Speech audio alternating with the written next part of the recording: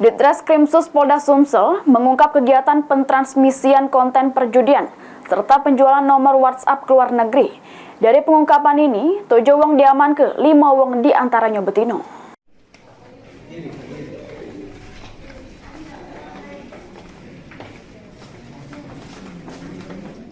Inilah dia ketujuh wong tersangka yang ditangkap unit cyber Ditreskrimsus Polda Sumsel di kawasan Sukamulyo, Sematang, Borang, Palembang.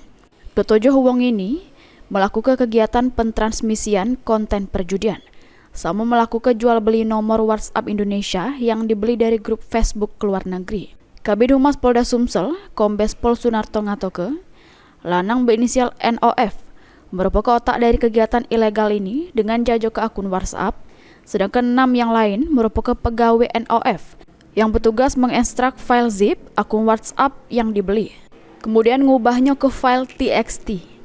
Jero sehari, NOF bisa jajak ke sebanyak 50.000 akun ke Cina dengan keuntungan 5 juta rupiah. Sementara untuk peran NOF membuat akun judi online 100 iko serta deposit 50.000 per akun.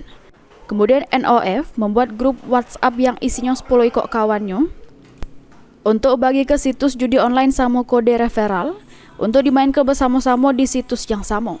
Selain dari jajak ke akun WhatsApp, NOF juga dapat keuntungan dari promo bonus situs judi online tersebut. Dari pengungkapan kasus ini, polisi ngamankan 9 HP, 5 ekor komputer, laptop, buku catatan, serta alat penunjang kegiatan ilegal tersebut.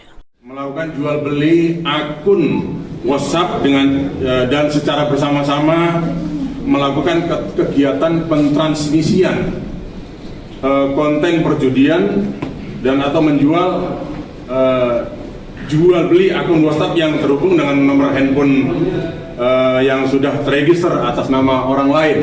Ya, jadi bukan atas nama mereka nih, atas nama orang lain.